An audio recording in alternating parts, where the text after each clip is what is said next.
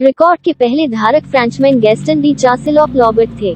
1898 में चासेलॉक-लॉबर्ट ने बिजली से चलने वाले जोंटो डक में 39.24 मील प्रति घंटे की गति से दौड़ लगाई।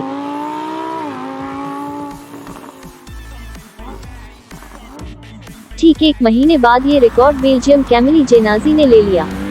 इसे GCA डॉगकार्ट में 41 मील प्रति घंटे की रफ्तार से किया गया था।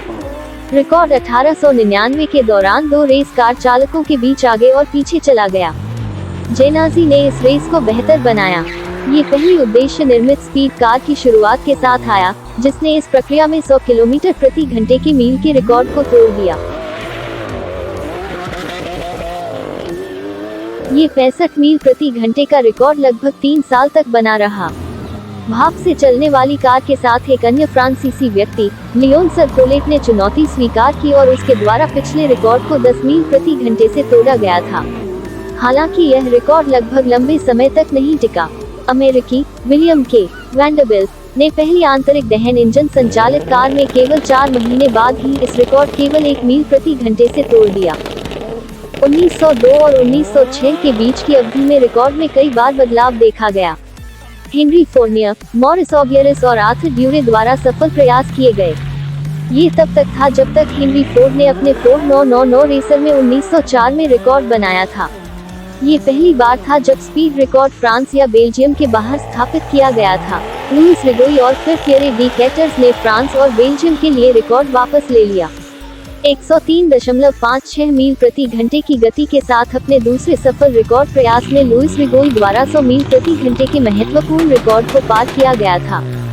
दो और फ्रांसीसी पॉल बारास और विक्टर हेनरी ने स्टीम से चलने वाले स्टेनली रॉकेट के अमेरिकी फ्रेड मैरियट के रिकॉर्ड से पहले अपने रिकॉर्ड का दावा किया।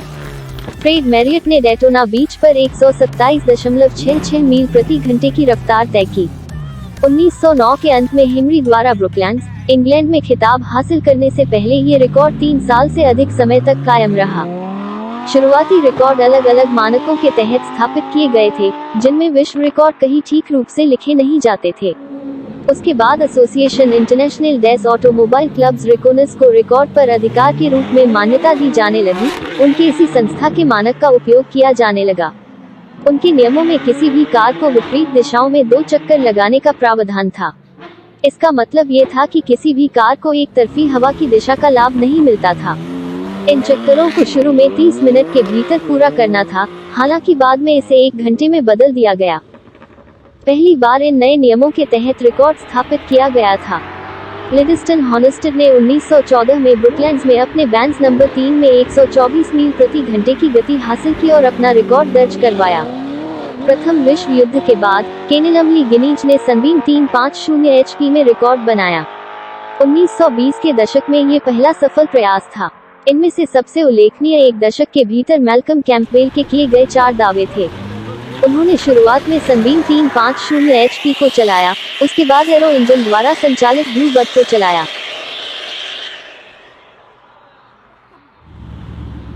1930 के दशक में रिकॉर्ड में बार बार बदलाव देखा गया। 30 का दशक एक ऐसा समय था जब अंग्रेजों ने रिकॉर्ड के प्रभुत्व का आनंद लिया।